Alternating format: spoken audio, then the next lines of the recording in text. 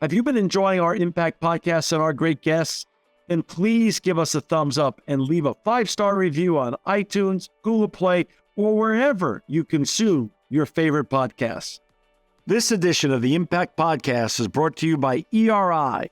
ERI has a mission to protect people, the planet, and your privacy, and is the largest fully integrated IT and electronics asset disposition provider and cybersecurity-focused hardware destruction company in the United States, and maybe even the world.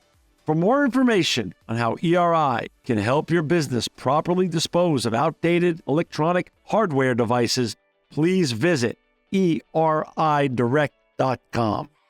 This episode of the Impact Podcast is brought to you by Closed Loop Partners. Closed Loop Partners is a leading circular economy investor in the United States with an extensive network of Fortune 500 corporate investors, family offices, institutional investors, industry experts, and impact partners. Closed Loop's platform spans the arc of capital from venture capital to private equity, bridging gaps and fostering synergies to scale the circular economy. To find Closed Loop Partners, please go to www.closedlooppartners.com.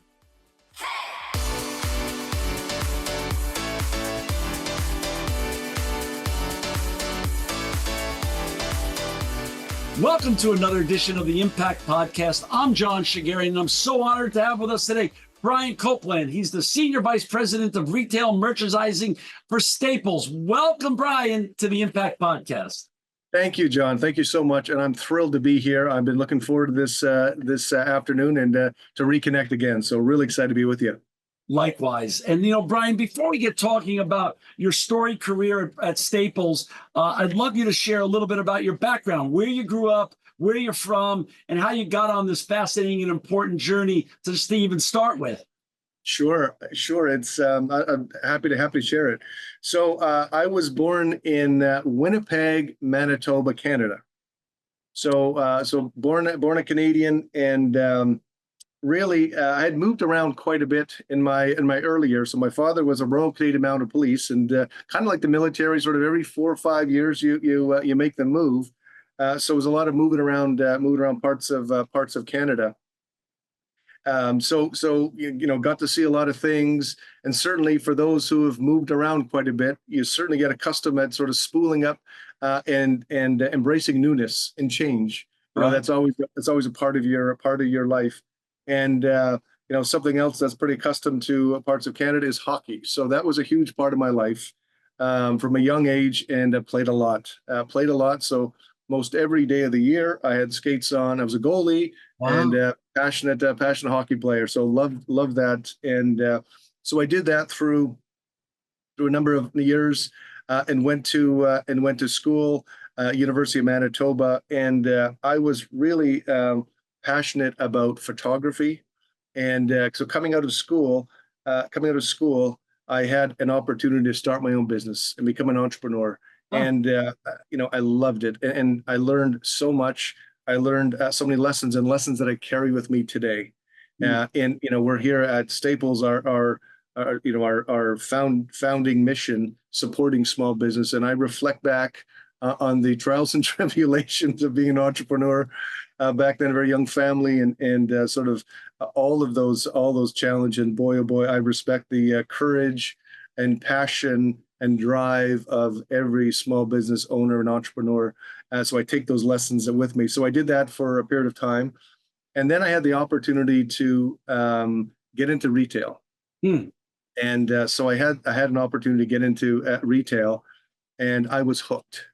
At a very, very beginning of retail, how dynamic, the speed, and probably the thing that I just love the most is the connection with a customer and the ability to really have cause and effect to create an experience and have the customer react and give feedback and ultimately vote for that experience with their wallet, and have them come back and return again, and not only build a business, but also build a relationship with one customer at a time. And really making that connection of never taking for granted a customer.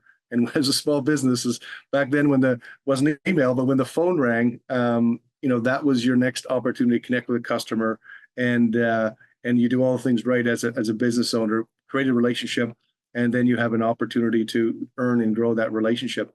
And in retail, it's really that one customer at a time.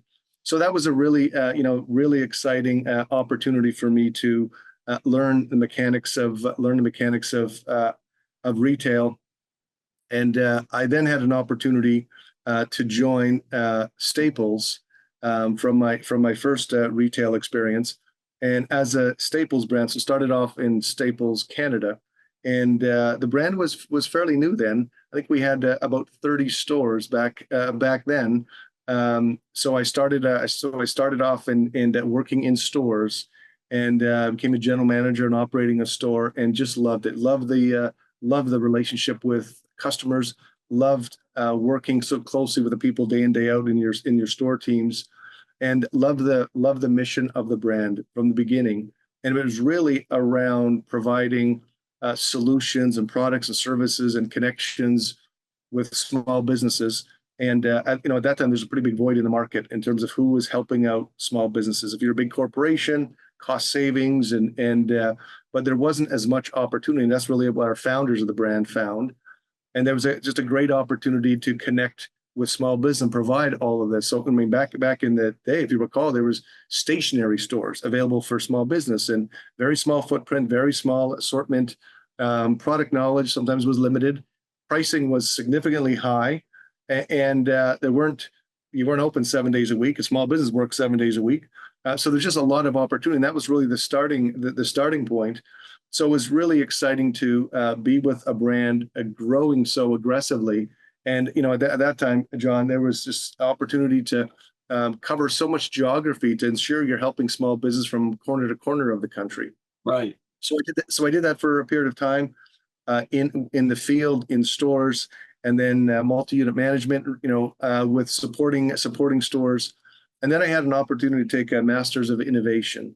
And, there was a recognition that we had we thought a terrific business model, and a really exciting time for us. But in any business, you look down the road and there's got to be change, there's got to be evolution, there's got to be innovation.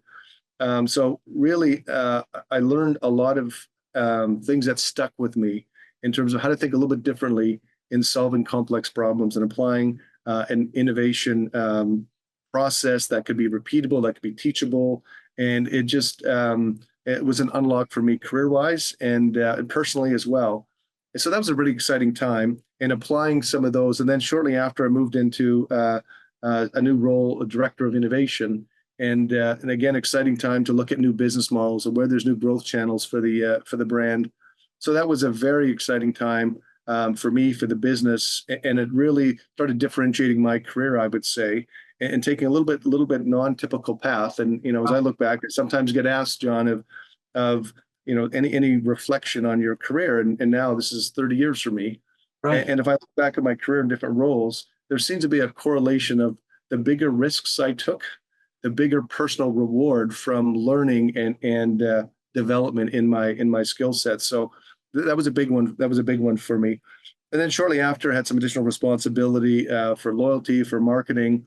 And while I was going through that portion of my career in Canada, I was also beginning to spend a fair amount of time south of the border with my U.S. partners, and really being inspired by that journey and the opportunity. Frankly, there's some additional challenges with a much bigger business, a much bigger scope, and much more complexities.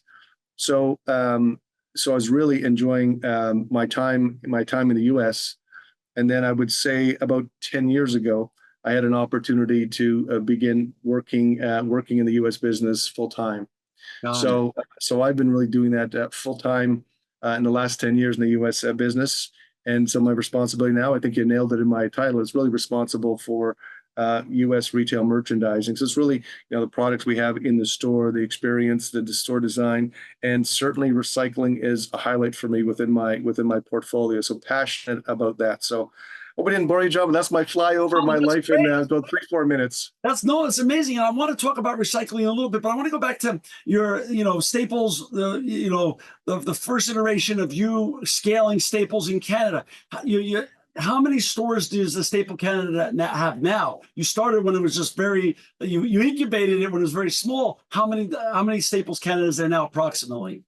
Yeah, there's 305 stores now. I started about 30, so it's you've seen a lot of that growth, and that was just really exciting. You look at most all national retailers, rewind the clock, and sort of big box retailing, and now everyone's had to reinvent themselves. But back then, it was a really new concept of specialization. Pick your channel. So you really became very equipped at identifying an opportunity with geography and really having a location come in, connecting with the community, hiring a new group of people, training and sorting and building a store and ensuring there's a great launch in every new community you went into. So those are really exciting times as a young company. And, I guess we're a fairly big brand, but back in the day, it did feel like a scrappy startup. So it was pretty exciting times. Yeah, it's like Staples 1.0. You were there for that, and now you're there for the whole reboot of Staples 2.0. Talk about the North American footprint. How big is your North American footprint? Yeah, so in the U.S., we have about 1,000 stores. We have 1,000 stores here in the U.S. So then, Brian, compare, do a little bit of a compare and contrast. How much does Staples Canada and United States inform each other to best practices? How much overlap is there, and how many differentials are there that you have to be culturally aware and sensitive to differentials and make sure you're making room for that as well?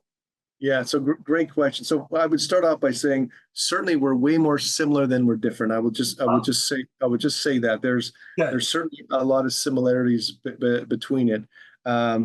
What I would say, just from an overall store, I would say, back in the day when the store rolling out stores very, very quickly, I would say geography and available retail space in general was probably a little more challenging in the U.S. market than in Canada. So there's pretty consistent sort of footprint in the Canadian model.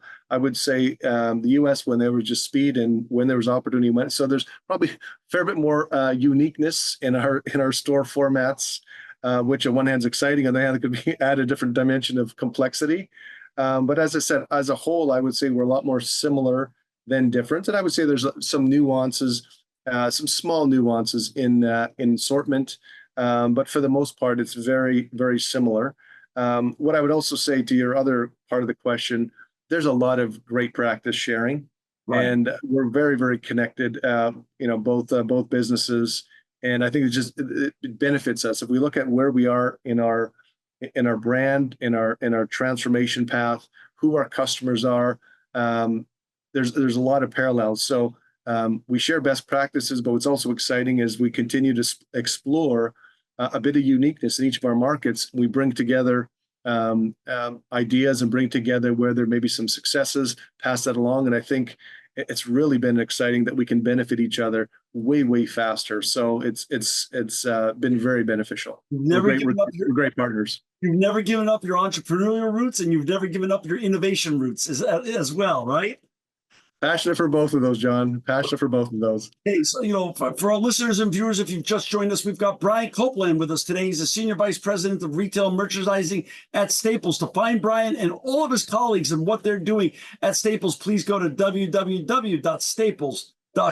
Brian, you're doing something fascinating and unique, as are some of your other important leaders at Staples. You actually straddle both wonderful countries, Canada and the United States. You live in Canada, but you work at headquarters in Massachusetts. Talk a little bit about the beauty of that, but also the challenges of that as well. Yeah, so certainly from a beauty, you get certainly broadens your horizon. And as much as the two countries are similar, there's nuances that are slightly different in the culture. And anytime you have an opportunity to travel in general, I mean, we all know how exciting it is to, expand knowledge of different cultures and sensitivities. And so certainly I'm better for all of that. And, it's as it relates to the travel, you certainly need to understand what routines work best for any individual. But, when most people get up in the morning and head to their commute, my commute's just a little longer. It involves an airplane to be down here and then commute back at the end of the week. And so having kids and grandkids and all of that certainly is exciting reason to be heading back for a weekend to fuel up and love with grandkids, as you and I spoke about before. Right, I love it. I've had the honor, and it was an absolute honor to go look at one of your Staples 2.0 stores in Massachusetts, not far from your headquarters. I want you to share a little bit because it's so fascinating that you've had an amazing career, Staples, that now spans over 30 years. You were there for the beautiful rise of a small entrepreneurial brand from 30 to 300 in Canada, and up to 1,000 now in the United States, 1,300 stores. But now you're in a new phase. This is almost, for lack of better terms, the Staples 2.0. And your innovation, I could see you leaning in now to your innovation roots, in that the store looks much different than it did 10 or 15 years ago. Can you share a little bit about recycling and what you're now focused on in terms of Staples 2.0 and the new version and the better version of Staples that you've created for the future? Yeah, I'd be happy to. And anyone in retail understands the importance of change with various dynamics that are happening. And certainly at the when we look at the core components, John, that has been disruptive, and certainly as it relates in our business supporting small business, I would say there's two primary that has fueled the need for change and transformation, as you noted. Number one, there was a day when you're starting a small business, and you look around your office, John. I'm looking behind you at your very busy office, and all the books and papers and printers and binders and all that. All of those things that a small business would need 15 years ago, for example, to launch their small business. If you made a list of the top 20 things to start the business, we carried all of those and then some. And then over time, a significant change happened with the digitalization. So in fact, now there's only one item you need to start a business, and it's this item here. That's right. So that's pretty disruptive. And if you're an innovator, that's a big challenge, but also a real creative challenge. So understand what's our response to all that. It didn't happen certainly overnight, and there's certainly a tremendous amount of business that relies on all of those core supplies. But you ought to be thinking a lot every day about evolution and new opportunities. So that's number one. And of course, the second one is the migration of the efficiencies and benefits of shopping online. Right. And certainly with our partners at staples.com and that omni approach, for sure that's a solution and best solution all are offering with staples.com. As a retailer, fueling that challenge is understanding and thinking about every customer and really asking a tough question. Why would someone want to come to a retail store for this? Right. Or come into a retail store in general? And that starts to fuel really some exciting opportunities for change. So back to your question in our conversation in our Bellingham store in Massachusetts. So if you start to look at some of the things that look and feel different about the store, one key thing is when you start talking about customers' needs and opportunities, and some things that can't be fulfilled online, regardless of how great your online experience, they're just some things that are physical. And so when you start to think about those, there are some pretty exciting opportunities that we've doubled down on in taking advantage of that. So if you look at opportunities, and let me just talk about services for a moment, and the kinds of things that become really difficult to achieve that solution online, and it's really driving a significant amount of new incremental traffic and many times incremental customer to our business. So when you think of the kinds of things as it relates to returns, which is just part of our lifestyle now, we purchase things, store and online with all of that. Now you have to return something. Right. Where do you go? Where do you go for that? So whether you bought something Old Navy or Gap or Amazon and multiple others, so our rich partnership with many of our providers, when it comes to the process, now where do I go to return this? We're a key partner for returns for so many of those brands and many more I just mentioned. So that is bringing so many customers in, and with a lot of frequency to experience our brand in our retail stores for the first time, and with our great retail teams in store to be communicating. And every time there's an opportunity, we like to incent to reward that customer to explore in the store with offers as well. So that would be an example. Another example I would use, we're actually the largest TSA pre-check provider in America. That's and some wonderful. it's something we're very proud of. So if you kind of line up that experience, John, and you look at TSA PreCheck, we're one of the largest providers of passport photo, expedited passport, and then for your trip, travel products you need, travel accessories, and of course luggage. And you put all those together, and now we'll talk a little more about it. What I'm very excited about is luggage recycling. You bundle that together, and you say, well, where else can I get that? And I'll be pretty confident. I say right now, it's just us. Right? When you put all those factors together, and so you continue to look for ways that provide solutions, services, products together that marry up beautifully, that have a gap in the marketplace, and there's a need for the customer. So whether you're a small business traveling, you're a consumer traveling, we have those solutions. We have those solutions for you. And what I just mentioned, all together, you can't achieve that solution online. Physically, you have to be in a store for some of those services that I noted. So those are just some big examples that we're really excited about as we transform our brand in our store for the future with all these new services. And a great sort of segue to the importance of recycling. So something we're incredibly passionate about, and we're going to unpack that in just a moment. But it is something again for recycling and our portfolio of offerings. It's just ones that there's a gap in the market, and particularly where we're focused, John. It's solutions for a small business, solutions for the consumer. But at the heart of it, it's really, frankly, a little bit more difficult to recycle items. That it's not so easy. There's great solutions for your bottles, cans, and cardboard and paper that all of us do at home. But we're focused on some of the ones that are a lot more difficult, which we'll get into. We're pretty good at this stuff at home. I think I mentioned to you, we've got quite a process in my household, so I'm passionate about it. But as I said, the CEO of recycling at my house is my wife, and some very strict protocols, John, I should tell you. And if I don't follow those protocols exactly, I hear about them. So. A little shout out for Canada. I've been so many times to Canada on both pleasure and business, both to the East Coast and the West Coast. And it's been just always my experience that it's been ahead of us in the United States in terms of cultural, circular economy behavior, recycling behavior, and just very sensitive to all environmental issues. Canada has been leading the way for many, many years on these issues. Yeah, well, thank you for that. What I would say is, I mean, it's again having working and lived in like both countries. I sort of get the best of both worlds. All the great things that I think that America is just such a leader in so many areas. And of course, there's a big part of my heart, of course, in Canada and many things you just noted. So it really is certainly broadened my sensibilities for sure. Brian, when I've had chances to visit with you in person, I've heard your vision. And your vision, without giving away any secret sauce today, or without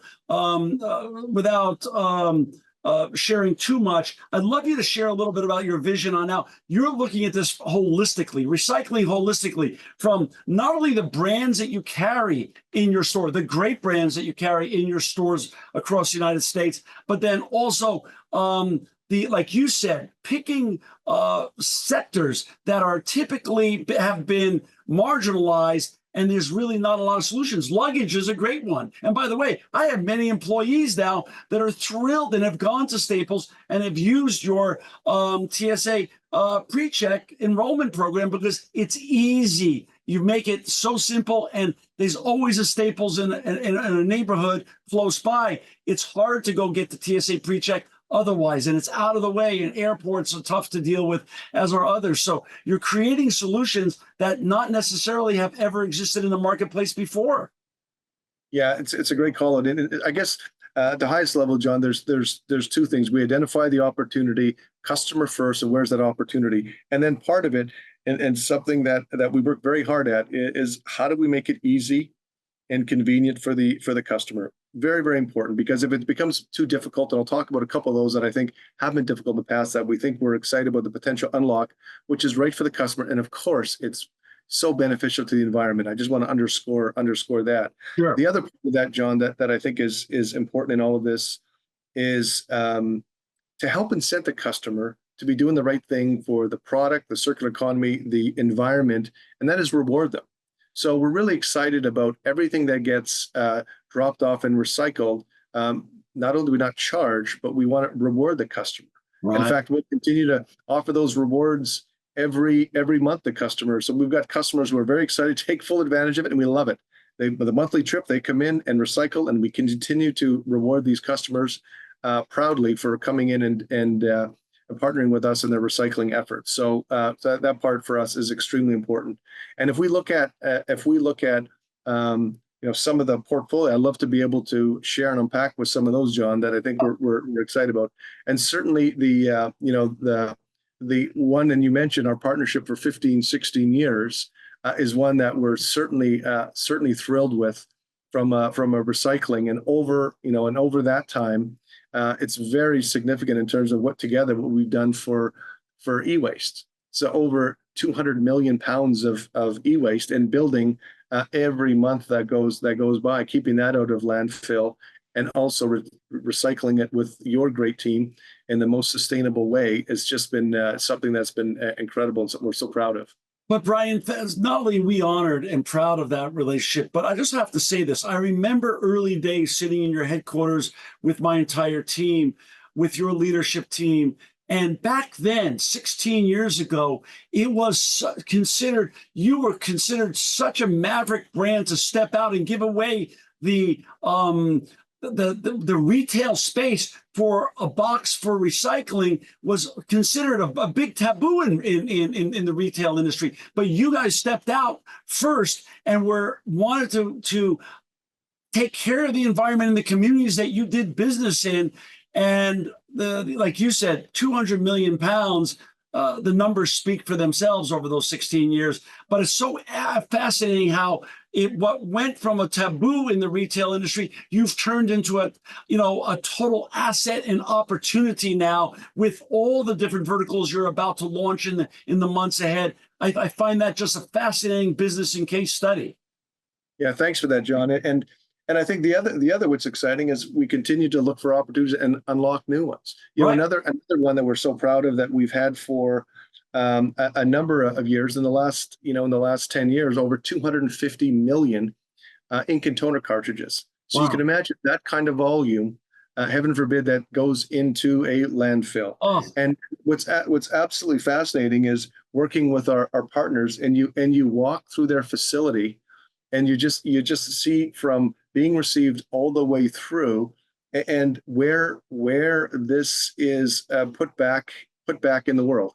It's so interesting. So, some of the corrugate boxes that you see in your daily life at various places, and you see them printing on the outside, most of that is residual from what looks like an empty cartridge being flushed, and so that's reused. Or some of the core components of the plastics. That's part of asphalts in the state of California. Like, there's just so many exciting things when you understand where it's going versus landfill, and it's being used, and the value it offers. Well, 98% of the electronics that came back, those 200 million pounds, the steel, the aluminum, the copper, the gold, the silver, and the plastic goes all back to the circular economy. And even Staples had asked us, because you're an OEM as well, about 8 or 9 years ago, you would ask us to parse out some of that plastic and sell it back to your manufacturers could go into your new equipment. So Staples has been also not only supporting recycling by receiving it, but also helping fuel the circular economy by putting the recycled plastic back into your new OEM materials, which again is very circular and where the world seems to be going right now. Right, totally. And you expand just the traditional e-waste as you think for your old printer, your old laptop, but you think about other things, and I'm pretty sure if you pull open a few drawers in your office, you can find the old cable that just doesn't get used as much. We certainly do those as well. John, I want to talk one that you and I have been having a lot of conversations, really excited, batteries. Yeah. And one that we think is just a huge opportunity. What I'm most fascinated by is we started off in understanding a bit of sort of design thinking from what happens from the time each consumer We all go through it, the battery no longer works. We take that battery out of our device. And then, okay, what happens now? Let's follow that battery all the way through. And we engaged a very exciting program with the folks at MIT, who really did some very, very interesting research with with consumers. And what we together found is that opportunity. There's a range of outcomes that typically happen, and I would say most of them aren't good. So it just speaks to an opportunity. So there's folks that have the best intention, Right. and they gather up the batteries. So whether it rolls around in your junk drawer, or some have their Ziploc system and they throw it in the Ziploc bag. What tends to happen after that was some of them wait a once a year activity from their local facility in their town that opens it up for a special day.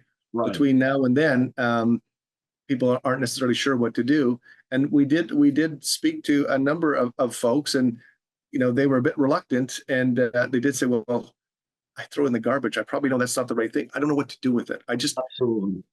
I don't know where to go or what to do with it. So it was very clear we have to help this. Very clear we need a better solution, and we need to create some awareness.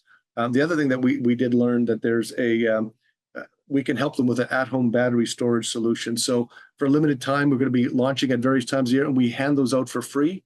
That really talk to customers as to how to store them safely with instructions, what to do with them to help customers out. So we'll be launching that. We've done some initial pilots, very good response. But there was a really big opportunity, and when we connected with a customer through the research, and there was great enthusiasm of an easy solution. And you noted about our footprint being, really some terrific geography in most all cities through the country. So it makes it very easy to come in, recycle. And again, we reward our customers. There's no fee, and we reward them for their recycling efforts with the batteries. Of course, we're working very closely with you and your team, John, as to where it leaves from our facility to yours.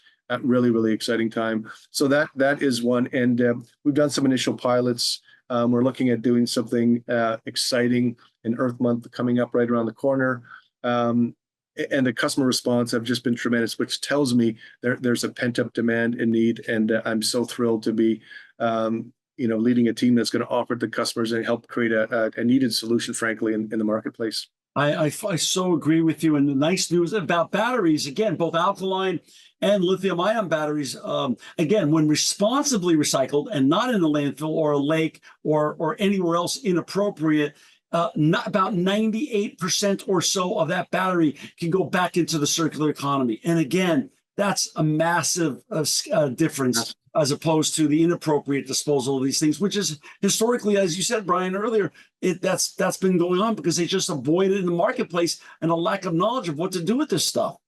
Exactly. So we're really excited by that one. Some additional, additions we've launched as cell phone and tablet cases. We've got a solution with the revs on phones. We all have several cases, and what happens doesn't fit. Right. Again, we can assist with seeing with that. Another one that it's one of those. It should be us. Is we recycle a range of writing tools. So think of pens, pencils, markers, crayons. Again, would be the solution for that. And then when you think about, what's exciting as well for me is when you think about luggage, and that's another one. So when you think of your last purchase of luggage, and you say, like, what did you do with your old? And most people, the answer I get is, well, you put it in the garbage, it goes in the landfill. Right. We can help. We can help with that, and we'll reward you into a beautiful Samsonite or American Tourister, or pick your piece of luggage that we can support you with. But along with that is backpacks, and when you talk about, between backpacks, you talk about writing, and so this is, I've been so excited to be part of so many years of sort of that tradition that happens with families and kids going into the new school year, and it's been certainly an exciting time of year when that happens in our in our stores.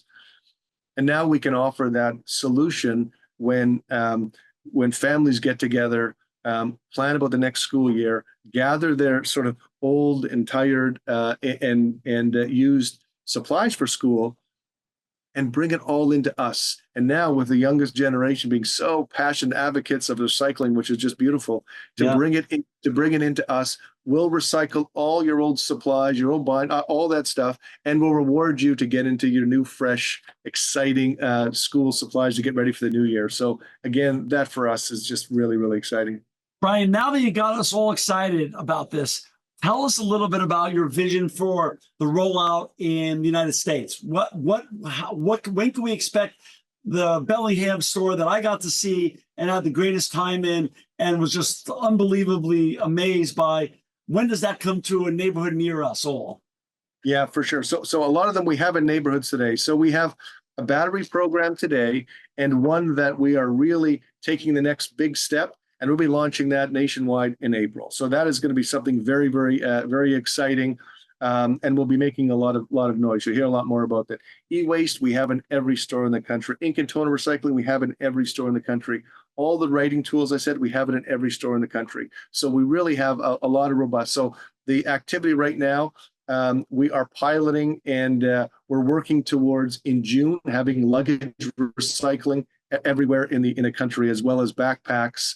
And there's new things that we're looking at. We just actually launched, again, when we look at our portfolio, we provide a lot of solutions to small business thanking their customers as well as consumer when it comes to holiday cards. So you can imagine how many holiday cards we send, we receive, and all that. And then when it's done, we encourage customers to bring their old into us. We'll recycle, we'll take care of those, and we also give them 75% off next time they need. Like, it's a pretty good incentive to keep that flow happening, and then we'll help the customers with that. So that's just one example. But again, and you're giving holistic solutions. You're not only asking people to come in and make a little pit stop in one of their local journeys, but you're rewarding them to come in, which two of the greatest pillars of good recycling that my board of directors is always asking about, like, how can we get more people to do more recycling? One is ease, making it convenient. So obviously Staples is convenient with 1,000 stores in 1,000 communities across America. And B, you're rewarding them. Those are two of the four pillars right there. I mean, I think you've got a winning program on your hands. Yeah, thank you for that. And also we don't stop there. So you mentioned Mike a couple of times, and we're always challenging Mike to look for new opportunities, and a couple that we're in the process of piloting to learn more. One is eyeglass, which we do readers and some. Love and that. Then another one that I think is really exciting is we sell Lego. And if you look at so many houses, how many Lego we have, and then it's all fine, but you don't have a user, so you can bring the Legos in. We'll bring those back into circulation, sterilize, clean them all up, and we think there's great opportunities to help the less fortunate, help sick kids, and so we think it's a great thing just to put that back at no charge back to people who could really use that. So we also think that there's also benefits to our communities for taking in and reusing and putting it back to help others. So we're also really motivated by that cause as well, John. That is just amazing. I've learned a lot from you, Brian, in person, and then of course on this interview. But I'd like you to share with our go back to your Canadian roots and share with our listeners and viewers what you taught me about a muskie. What is a muskie, and how does that relate? And how does that relate to your vision board at Staples on what you're trying to accomplish with Staples 2.0 and the Bellingham version of Staples that you're going to bring all across the United States soon? You've got a good memory. So the terminology of musky, I guess it's a fun Canadiana way to talk about in business. So the next big idea, or sometimes referred to as a whale. And musky is a two things I would say about it. It is a very big fish, and for those people who ever thought about it, or in the terms of fishing for a fish, it's a very, very difficult fish to catch. So they call it a fish of 1,000 casts. So it's a very difficult one. And so the context that we were having conversation with is, at any given time, any leader of a business, there's obviously focusing on success of the day-to-day business, but we all have to be thinking of the horizon and what's next and what's new and what other big ideas. And the reality of having ideas Some take root and grow to be something big, bold, and strong. That's the next level of your business. And sometimes it just doesn't work. But the fact is, you need enough of these ideas to foster and support and grow when something takes root. So any given time, we have a number of ideas that are in the pipeline at various stages, and the bigger ones we observe call those muskies. So that's a bit of the context. All business leaders would have those. We just have some fun with I a love bit of context there.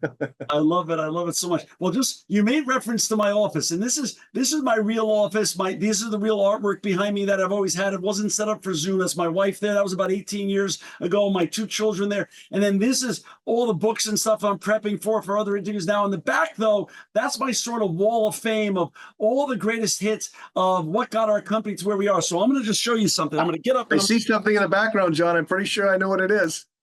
I'm going to bring him over. Here we go. Here they are, right here. There it is. The old easy button. And they still work. So, right. You want to know the story on that? Do you want to know the story on that? Yes, of course I want to know the story. I would love to hear the story. Here's the insider. So yeah. I recall when we always go through the business in terms of the next opportunity. And there was at the time, I recall it. This is a lot of years ago now. I recall it being perhaps the biggest research dive we did with our small business customers, and to understand where we have opportunities to better support them and to provide better solutions. And really, what came out of that was and I still remember sort of the readout of that research, and they were just consistent themes. How busy they were, long hours they work, and just the demands. And I just so respect entrepreneurs and small business owners.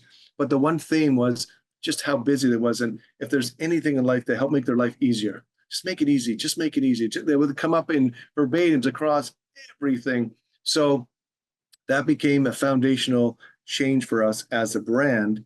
And it was an internal activity is we needed to make it easier for the customer, so that it didn't matter where you worked in the brand. You were going to cashier at the front, you're the CEO and everything in between. What are the things that we need to do to think of that customer and how do we make their lives easier?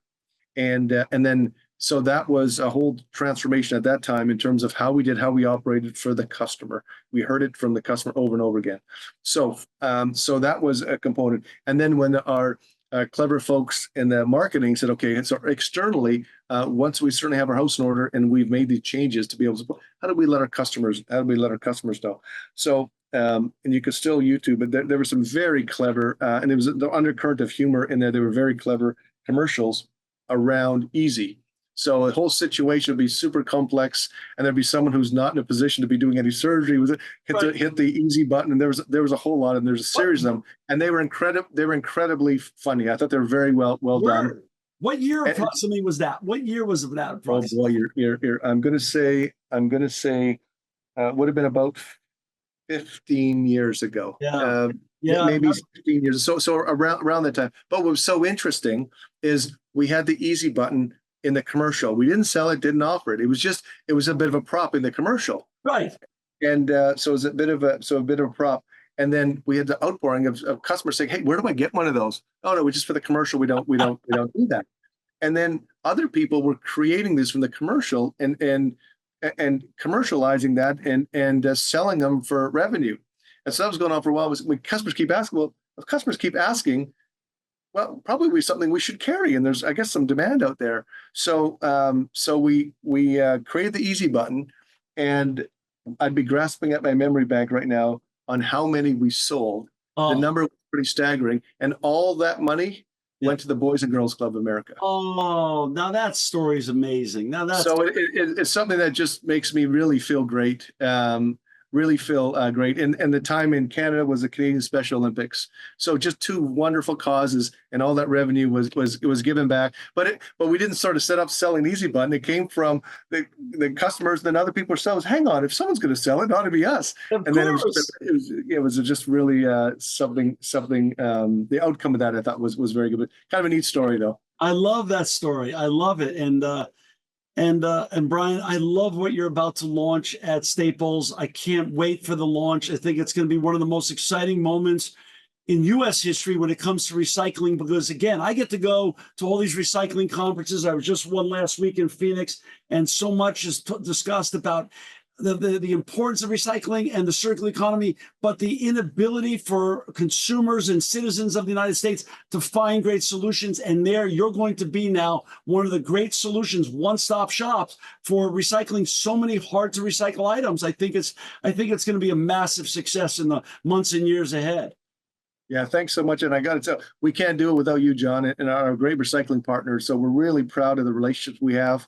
And we know that it's got to be a partnership together. And again, we couldn't be doing this great work without you and your team, and just great partners to work with. The feeling's mutual. He's Brian Coupland of Staples. To find Brian and all his great colleagues that are about to roll out one of the most exciting recycling programs in the United States, please go to www.staples.com. From Legos to luggage and batteries and electronics and everything else in between, they're going to make recycling easy. Thank you so much, Brian, not only for spending an hour with us today, but thank you and to all your colleagues at Staples for making the world a better and more sustainable place.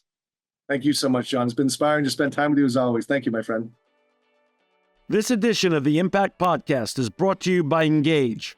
Engage is a digital booking platform revolutionizing the talent booking industry.